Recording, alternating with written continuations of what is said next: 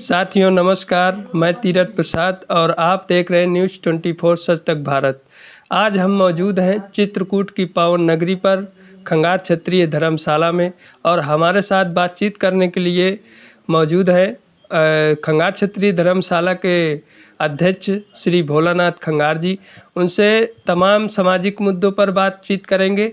वो एक नेता भी समाजवादी पार्टी के रहे हैं, तो उनसे पार्टी पे भी बात करेंगे, समाज सेवी भी रहे हैं, समाज के मुद्दों में पर भी बात करेंगे। नमस्ते नमस्ते, जय कामतानाथ की। भगवान कामतनाथ आपको जो है आगे बढ़ाए, उन्नत के रास्ते पर रखे, यही मेरी कामना है युवाओं के प्रति। महाराज जी, आप एक सर्वप्रथम तो आप समाज सेवी रहे, इसके बाद आपने खंगार क्षेत्रीय धर्मशाला की अध्यक्षता कब ग्रहण की? मैंने खंगार क्षेत्रीय धर्मशाला की जो ये वर्तमान का अपना धर्मशाला है, इसकी अध्यक्षता सन 1995 में जो है किया था।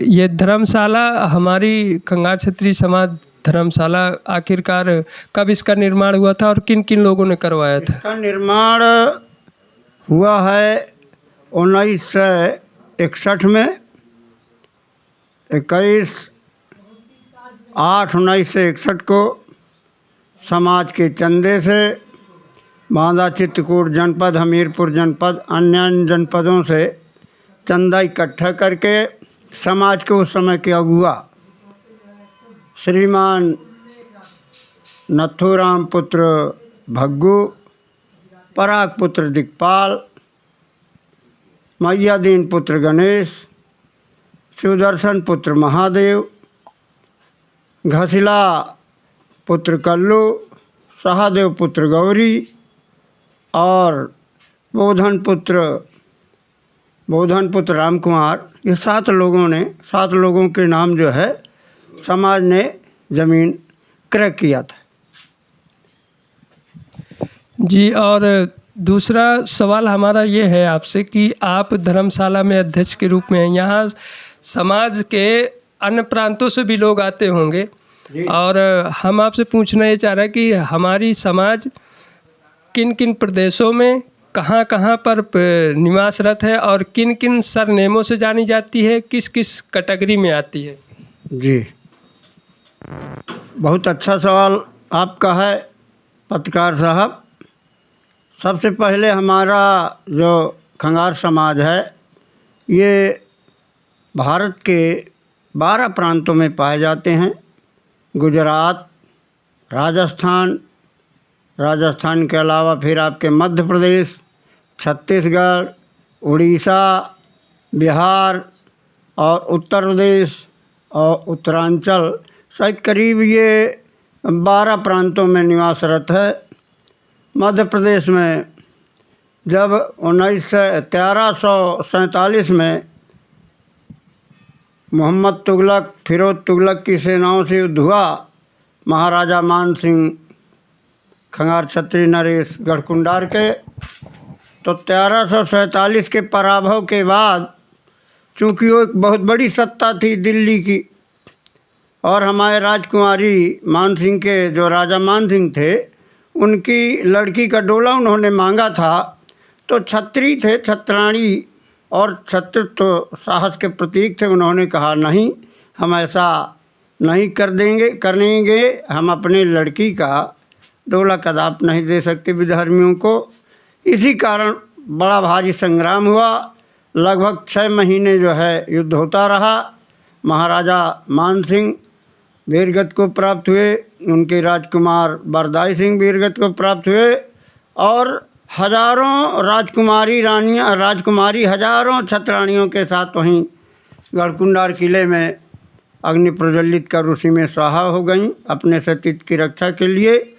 तो जो उस लड़ाई के बाद जो लोग बचे थे खंगार, वो वहाँ चले गए मध्य प्रदेश में, कहीं खंगार कहलाए, और जो हमारे उत्तर प्रदेश में चले आए वो आरक कहलाए। और हमारे लगभग 7-8 जातियाँ पाई जाती हैं। कहीं कहीं परिहार लिखते हैं, कहीं पर मिर्धा लिखते हैं और बिहार में मंडल लिखते हैं। कुछ हमारे समाज के पिछड़े लोग जो है दाहिया लिखते हैं। दाहिया कहीं कहीं जगह जो है भुज में कच्छ में गुजरात में ठाकुर हैं, यहाँ चले आए तो जो है अनुसूचित जात में हैं। इसी तरह हमारी खंगार छत्री जो है वो जात मध्य प्रदेश में अनुसूचित जात में है, आरख वहाँ अनुसूचित जनजात में है। इसी तरह पिछड़ी जातियों में हैं। लगभग 6-7 जातियाँ हमारी पाई जाती हैं, जिनके सबके सहयोग से सब लोग यहाँ आते जाते हैं। सारे लोगों का जो है उसमें योगदान है। जितनी हमारी उपजातियाँ हैं, हमारा शुरू से ये रहा है कि हम सभी अपनी उपजातियों का खंगार सहित जितनी हमारी खंगार मेन जाति है, सब उपजातियों का हम चाहते हैं कि एक मजबूत संघ बने। राजनीति में हम जीरो हैं। सामाजिक, आर्थिक, राजनैतिक और शैक्षिक चारों चीज़ों में हमारा समाज बहुत पीछे है। मुझे बड़ा दुख होता है, हमारे पढ़े लिखे नवयुवा आज तक एक भी IAS नहीं बन सका, एक भी IPS नहीं बन सका।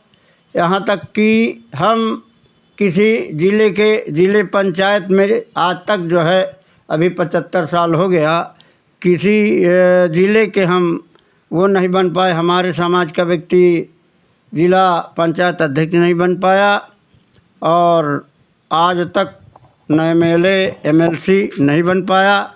सभी राजनीतिक दलों ने हमारे समाज की उपेक्षा की है। इसलिए मेरा सभी से, आप खासकर आप युवाओं से, नवयुवाओं से मेरा ये आग्रह है, बहुत अनुरोध है कि अपनी संस्कृति के रक्षा के लिए आप एकजुट हों और संघे शक्ति कलयुगो। संघ बनाकर जब आप संगठित मजबूत रहेंगे, देखिए हमारा जो है बिखराव हमें जो है सबसे पीछे किए हुए है। तो हम ये चाहते हैं कि जो बिखराव है, सभी से मेरी ये अपील है, सभी से गुजारिश है, सभी से अनुरोध है कि सभी लोग जो है एक झंडे के नीचे आवें, अपने मतभेदों को दूर करें। जब तक सर जी, हमारा सवाल ये है कि जैसे हर जाति में 7 कुरियाँ पाई जाती हैं, जैसे यादव में घोसी, ग्वाला, आहिर, ये 7 जाति, कमरी, कमरिया, ये 7 जातियाँ मिलकर एक जाति निर्मित। चाहे आप जिस जात को ले लीजिए, हर जाति में 7 कुरियाँ होती हैं। हमारे खंगार समाज की ऐसी 7 कुरियों के कौन कौन से नाम हैं? खंगार, वारक और सूरबंसी 3 हो गए। चौथा जो है हमारे में ही है मिर्धा 4, मंडल 5 और मंडल के अलावा मंडल 5 हो गए और 2 और जातियाँ हैं। अभी दाहिया भी है, इसमें एक जाति दाहिया भी हमारे में ही आ गए हैं। और एक जाति है, 7 जातियाँ हैं कहीं कहीं जो है। ऐसा है क्या कि जैसे मिर्धा, कनेरिया, नकीब, खंगार, आरख, नकीब भी कहते हैं, आरख, हाँ आरख, नकीब, दाहिया, राय, हाँ, ये 7 जातियाँ हैं क्या? हाँ, राय भी लिखा जाता है, नकीब भी कहते हैं। भाई ऐसा हुआ कि मेरे खूब ध्यान में है, यहाँ जो पथरा पाल देव का राजा थे, ये जो है भूतपूर्व राजा, चौबे राजा थे, इनके यहाँ खंगार समाज के लोग आगे आगे चलते थे डंडा लेकर और कहते थे ये नकीब आ गए। तो ये लोग नकीब अब जो है चले गए हैं वहाँ पढ़ना। ये नकीब भी, आपने बिल्कुल सही प्रश्न किया, नकीब भी कहा जाता है। और आपके ये मध्य प्रदेश का जो इलाका है, जैसे जो है नौगांव है, छतरपुर है, यहाँ राय भी बोला जाता है। नहीं, जो वर्तमान की परिस्थिति है, तो जैसे कहीं बैकवर्ड में, कहीं ओ सामान्य में, कहीं SC में, कहीं ST में, तो हमारा सवाल ये है कि कहाँ पर बैकवर्ड में समाज है, कहाँ पर सामान्य पर है, कहाँ पर SC पर है और कहाँ पर ST में है? ये 4 कैटेगरी में कहाँ पर? बहुत अच्छा आपका सवाल है। भारत सरकार की जो सूची है, जनगणना है, 1952 में ये सब की गई थी। किया तो था डॉक्टर भीमराव अम्बेडकर साहब ने, बाबा साहब ने, लेकिन वहाँ उन्होंने जब जाति का वो लिखा तो कहीं कहीं हमारी जाति ये विसंगति ही कही जाएगी कि कहीं ये जो है सामान्य में रखे हैं, बहुत जगह अनुसूचित जात में रखे हैं, बहुत जगह जनजात में रखे हैं, बहुत जगह पिछड़ी जात में रखे हैं। हमारे उत्तर प्रदेश में बड़ी विसंगति है।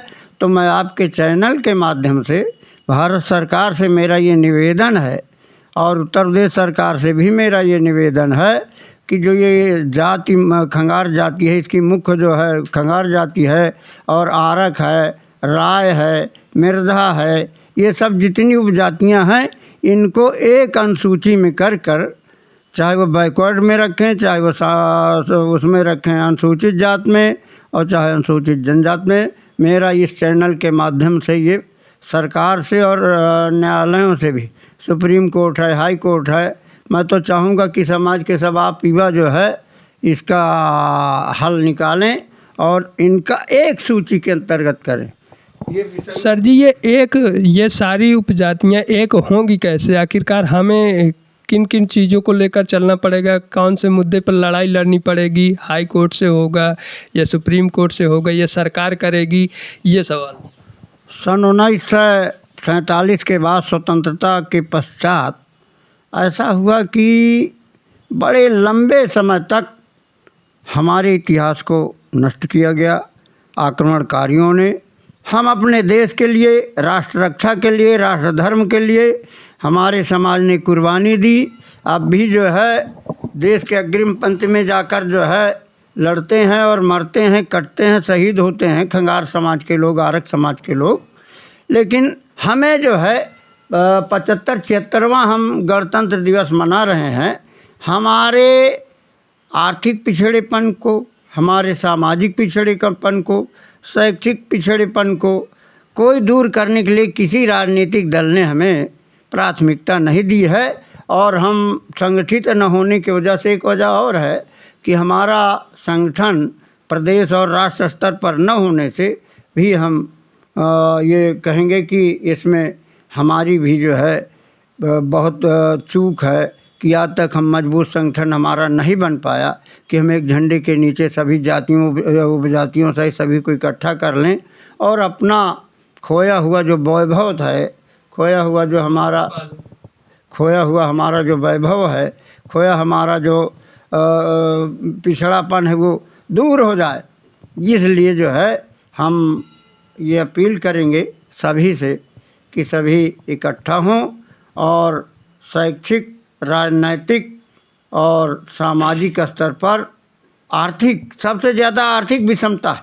आर्थिक विषमता में हम इतने पीछे हैं, इतना पीछे हैं आर्थिक विषमता पर, इतना पीछे हैं कि आज तक, अभी मैंने आपसे कहा, आर्थिक विषमता पर हमारे न अच्छे व्यवसाय हैं, न उन्नतशील हमारी खेती है। इसमें भी मैं निवेदन करूंगा अपने कृषक भाइयों से कि जो हमारी परंपरागत खेती है उसको करें, सब्जी का धंधा ज़्यादा से ज़्यादा करें, ताकि हम आर्थिक रूप से बहुत पिछड़े हुए हैं। हमें सर जी, आर्थिक रूप से तो हम पिछड़े हैं, लेकिन हमारा सवाल ये है कि धर्मशाला में विवाद की स्थिति हमेशा कहीं ना कहीं बनी रहती है। आखिरकार वो विवाद किस लिए हो रहा है और कौन कौन वो लोग हैं जो विवाद की स्थिति पैदा करते हैं? उनको समाज के सामने आप क्या संदेश देना चाहेंगे या उसका सलूशन क्या होगा? बहुत अच्छा प्रश्न है आपका। ये मैं कहूँगा कि कुछ निहित स्वार्थी तत्व जब हम जिम्मेदारी देकर देशाटन के लिए चले गए कि जाके पर्यटन करावें और धार्मिक स्थलों पर घूम आवें, उस समय जिन लोगों को जिम्मेदारी दी गई थी, तो कौन लोग थे वो मैंने दिया था जिम्मेदारी जो है अपने कमेटी के 2 लोग थे। एक आपके जो है सचिव चंद्रपाल सिंह और दीनदयाल बाबू रहे। इन लोगों को मिलाकर 7 लोगों कमेटी, मैं राम नारायण जो पूर्व प्रधान छछरिया के थे उन्हें, और उसमें चुन्ना, दिवाकर, बांदा, ये सब 7 लोगों कमेटी, बासदेव जौरही वाले 7 कमेटी के लोगों को मैंने जिम्मेदारी दी थी। और मैं चला गया था पर्यटन को, वहाँ तबीयत मेरी ख़राब हो गई। इधर इन लोगों को जो है इन्होंने प्रताड़ित करना शुरू किया। और कौन से लोग थे जिन्होंने प्रताड़ित करना शुरू किया? उसमें राम नारायण थे और चुन्ना थे, एक लल्लू है जामू के, और एक 2-3 भाई ये हैं यहाँ के पराग के नाती कहते हैं, छतपाल के लड़के ये और राधे, ये सब लोग जो है मिलकर एक षड्यंत्र किया। षड्यंत्र के तहत एक फर्जी जो है वहाँ झांसी में एक फर्जी जो है संस्था बनाई और चुप्पे चुप्पे 2019 में तहसीलदार के यहाँ संरक्षक शंभुदयाल संरक्षक बनकर मुकदमा चलाया कि मैं इसका संरक्षक हो जाऊं, इस धर्मशाला को नष्ट भ्रष्ट कर दूं, बेच दूं। कुछ लोगों के हाथ इन्होंने सौदा भी तय किया। हमें जानकारी, जब मैं लौट के आया मुझे जानकारी हुई तो मैंने सभी लोगों को बुलाया, समाज के लोगों को बुलाया, एक बैठक हुई और उस बैठक में निर्णय लिया गया, उसमें आप सब नवयुवा भी आए थे, कि जिन्होंने ऐसी हरकत की है उनके खिलाफ उचित कानूनी दंडात्मक कार्रवाई की जाए। मुकदमे की जानकारी होने पर मैंने वहाँ जो है कमेटी के लोगों को लेकर वहाँ पर जो है आपत्ति दर्ज कराई और एक मुकदमा इन लोगों ने पराग के नाती ने, हरिशंकर शिवशंकर वगैरह ने उसका। सर जी, सवाल हमारा ये भी बनता है कि आखिरकार वो भी समाज के हैं और आप भी समाज के हैं, तो वो मुकदमा किस बेस पर धर्मशाला पर लगा रहे थे और उसके धर्मशाला को बेचना क्यों चाह रहे थे? बेचना इसलिए चाह रहे थे कि 6-7 लोगों में 6 लोगों ने हमें लिख कर दे दिया कि ये समाज की चीज़ है, कमेटी की चीज़ है, धर्मशाला 1995 से इसका संचालन हो रहा है और 6 लोगों ने दे दिया। इनको जो है पढ़ा लिया लोगों ने, शंभू वगैरह ने पढ़ा लिया। शंभू है एक, ननका जो है वहाँ के बछरन के हैं ननका सिंह, इन लोगों ने, इनकी रिश्तेदारी है आपस में कि भाई चलो इसको जो है वरासत करा लो, नाम चढ़ जाए चोरी से तो इसको बेच लें, बड़े बड़े आदमियों को बेच लें। उनसे मैं कहता हूँ कि भैया जो है तुम्हारे पैसा है तो उससे अपना ख़रीद लो, अपना बनवा लो, चाहे कोई भी हो। तो इन्होंने इसको हड़पने के लिए, हड़पने की गरज से कि इसको हड़प लें और झूठा जो है वरासत का वाद दायर किया है कि हमारे नाम आ जाए, ये हमारी पुरखौती है, समाज की चीज़ नहीं है, ये ऐसा उनका कहना। इसलिए उन्होंने जो है वहाँ जाके तहसीलदार न्यायिक के यहाँ वाद दायर किया, जिसमें तो वो मुकदमा अभी भी चल भी रहा है। अभी विचाराधीन है, चल रहा है मुकदमा, गवाही हो रही है। एक दिन मेरी गवाही हुई है, आज जो है 3-4 जैसे यहाँ महंत हैं, भगवान राम जानकी का मंदिर विराजमान, आप देखते हैं श्रद्धालु आते हैं, सारी व्यवस्था होती है, कमेटी करती है, मेरी कमेटी के लोग करते हैं, हम सब करते हैं, साधु संत रहते हैं। महंत हमारे जो है इस समय गए हैं वहाँ प्रयागराज महाकुंभ में, वहाँ जो है खालसा लगा हुआ है, पुजारी जो है भगवान दास पुजारी है और ये 7-8 संत रहते हैं, उनकी व्यवस्था की जाती है। सवेरे दोपहर शाम ठाकुर जी की आरती, भगवान श्री राम जानकी विराजमान की आरती की जाती है, बजरंगबली जी की आरती की जाती है। और मैं जहाँ तक ये आपको बता दूँ, जानकारी दूँ, चूँकि आप युवा हैं, नए हैं, अभी जो है सन 1995 में जब मुझे इसकी जिम्मेदारी मिली तो मैंने देखा कि ये सामने जो है पुराना पड़ा है और पीछे पुराना पड़ा है, ये छू रहा था।